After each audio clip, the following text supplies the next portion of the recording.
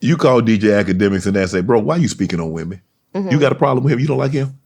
I mean, I don't have a problem with him. I just feel like as a blogger, I feel like everybody have a job to do. You get what I'm saying? Like, I just was saying it with the Shade Room, the Breakfast Club, like, this is your job. And it's all about how you speak on the topic. Like, you can say whatever you want to say about me, but you ain't got to call me a bitch. You ain't got to call me a hoe. You could just say, like... You did all that? Yes, like, you're done, you're this. It just be so personal. And It's just like, I never met you a day in my life. Right. I don't mind you doing your job as a blogger or whatever you say are. You don't like my music. Yeah, you can start calling me out of my name. You can criticize me. You can say whatever because everybody have a right to opinion. Right. But when it get personal, like, yeah, I'm so glad you got shot at and da-da-da-da. Like, my car got shot up. And he, like... Damn. Yeah, like, my car got shot up when I was 6 months pregnant. And when he wrote the story, he was like, I thought you keep a baby clock with you.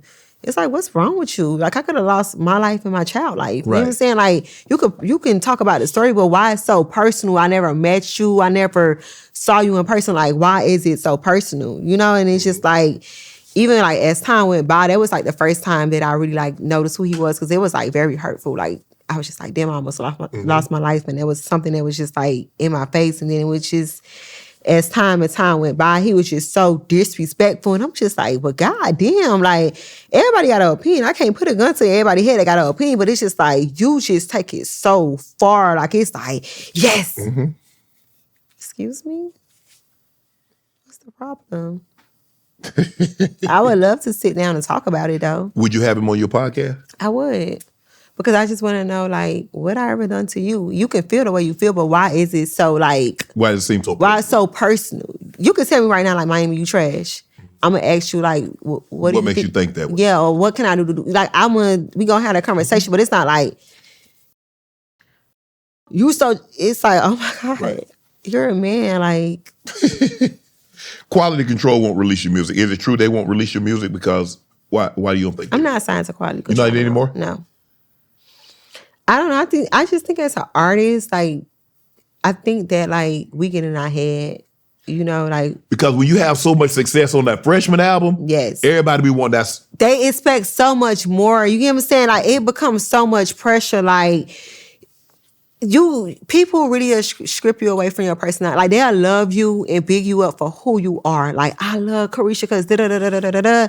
And then, like, after a while, they tear you down for it. Right. They don't like you for that reason. Yeah, you need to evolve. You need to be something. Right. And then you will get in your head and you just start overthinking the process and you just like, maybe I'm not good enough. And then it just become a whole thing. It's like, I'm not going to say you get insecure, but you just like overthink the process. And it's just like, you want to please everybody, but you can't please everybody. Mm-hmm. And the same reason why they used to love you, they don't love you no more. So it's just like, you know, you start trying to like create new things and come up with new things. And then it's like, this ain't really me, but I'm trying something different. And it's just like, what if I do this and it don't hit? And it's just like, you got to keep going back to the drawing board. Right.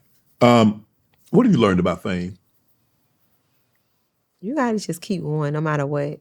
They love you 1 minute, they hate you 1 minute, but you got to just keep going. You got to just stay consistent. You got to put in the time. You got to put in the effort. You got to just go no matter what. What's the best thing about fame? What's the worst thing about it? The worst thing about it is no privacy. But the best thing about it is, I'm not gonna lie, like when you go out there sometimes, like last night I went to an event and I'm like, sometimes I feel like, damn, everybody just hate me. Like the whole world just like I'm just... You think that?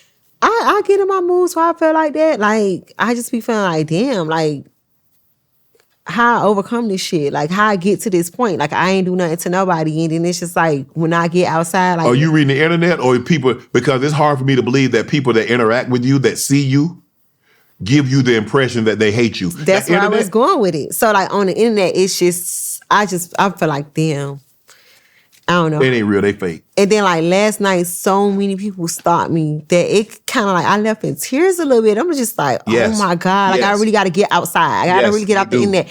They was like, keep going. We love you. We here to support you. Like we love you. And even the haters on the internet, when they see you in person, they want to take a picture, get an autograph. Yes, but like the love outside last night just gave me that reassurance that I need. Cause I ain't gonna lie, the hate just be a little loud sometimes, you know. Yeah. Hate is always louder than the applause. Yeah. Is fame what you thought it would be?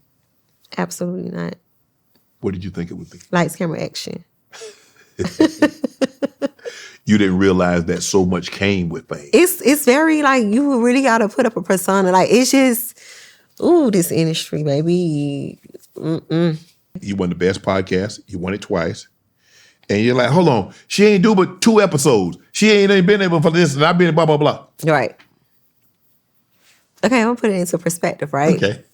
You see how when Katt Williams came on here and he sunk that motherfucker through the roof and that was the most talked about, that could get you the best podcast because that was the most talked about episode of the season. You know what I'm saying? Yeah. Like, you brought something new. You brought something different. He came over here and set this motherfucker off like a firecracker. He did. So it's just like, I feel like at the time my podcast was just different. Like I'm on there, we doing hookah, we playing games. It was just like a whole different vibe. It wasn't just like the regular podcast where it's just audio. It was also visuals. It's also aesthetic. It's also just the style of my interview, like how I was bringing people on, how I was asking the questions. Like I'm just dead ass like, why this person take your car back, huh? Right. That was what everybody was tuned in to now. You know, people moving to something so different. Like they'll be on this today and be on something tomorrow. Correct. That was just now and it was in real time. And I just think that's what it was. They be hating, huh? Yeah. You going back and forth with Joe Budden. Are y'all cool now? I really don't, like he's older. You know, I don't really know him neither. And I just feel like I don't have no problem. I can't beef with men. I'm a woman. You know, like I'm in my 30s. I don't know how old he are. And, that's a man. I ain't got no beef with him. You mentioned earlier that you were involved with a drive-by while you were pregnant. Were you the intended target or they were after your baby's father? You're not sure. I honestly don't know. But it was the craziest experience ever. And I just know that like God is real and God loved me because there was like, all I know is I was leaving the studio. I stopped to a stop sign. I heard gunshots. And I'm like, oh my God, somebody's shooting. And I like smelled the gunfire. I'm like, they shooting at me. I'm like big, pregnant. Wow. Jump out the car and just started running. Hold up, why'd you just take off? Because they shot my tires out. My car, it was shot up like 22 times. They shot your car 22 times and they didn't hit you once. I'll show you the pictures. I'm gonna show you the pictures after this interview, I promise you. Did you? So you're like, damn, they shooting. Damn, they shooting at me. Because it was so like, it's real, huh? It felt like when I heard it, because I'm at a stop sign, I just heard like gunshots. I'm like, damn, they shooting. But it wasn't until I smelled the gunpowder that it was like they were shooting at me. Right. But like in the instance, it just sounded so far away. Right. So you take off running. Did they follow? My phone was there. That's why I don't think it was for me, because once I got in the car and started running, the gunshot stopped. Right. I don't know if they saw I was pregnant or what, but like once I got out of the car, it was like, just get out of the car because the car wouldn't go. Right. Got out and I ran and it was just like. Did they ever find out who did it?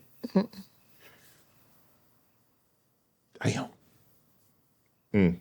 Would you ever move away from Miami? No. You got to stay at the bottom. I love Miami. I done traveled so many places and I just feel like it's nothing like Miami. I've been there my whole 31 years.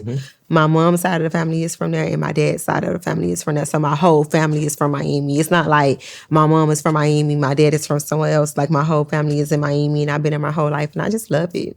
Want to join Club Shay Shay? Become an official member by hitting that subscribe button, where you never know who's going to be joining us for drinks and conversation. Don't be late to the party because you know we like to do something before 2 something.